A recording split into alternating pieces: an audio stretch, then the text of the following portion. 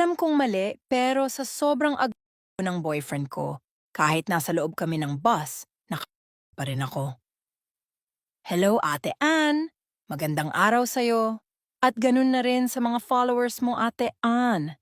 Jessica, 28 years old. Single pa rin hanggang sa ngayon. Hayaan niyo akong i-share ko ang karanasan ko bilang dalaga at may nobyo sa ngayon. Isa akong probinsyana na nagtatrabaho ngayon dito sa syudad. Hindi ko na lang banggitin kung saan. May nobyo ako na tawagin na lang nating si Carl. Hindi niya tunay na pangalan. Matagal na rin kami, almost 3 years na, kaya naibigay ko lahat sa kanya, lahat na ata ng posisyon na gusto niya na ibigay ko. Tuwing linggo ay rest day ko. At ganun na rin siya.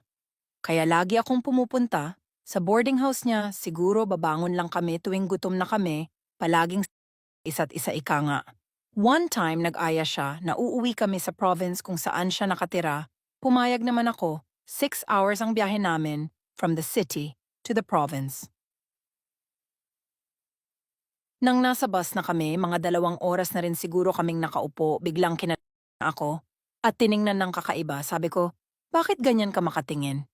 He kissed me na parang gusto niya magkinem kami and I stop here. Dahil maraming tao, sabi niya ako bahala. Nilingon ko muna baka nakatingin ba ang katapat naming pasahero. Buti wala. Tulog ata ang mga senior citizen na katapat ng aming upuan. Kaya ipinagpatuloy niya, ginawa niya. Nagkataon pa na dress lang isinuot ko. Agad.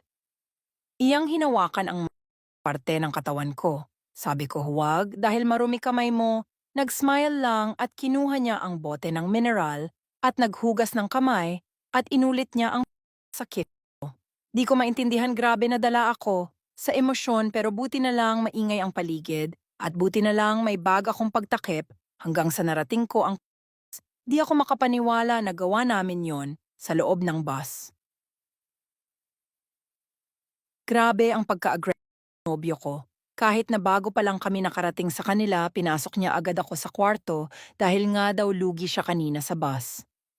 Hindi ko alam kung tunay na ba itong naramdaman namin sa isa't isa. Hindi pa nga naming nagawang magpakasal, nagawa na namin ang lahat.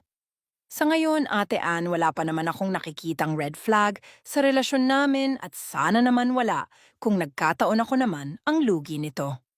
Hanggang dito na lang, salamat sa pakikinig.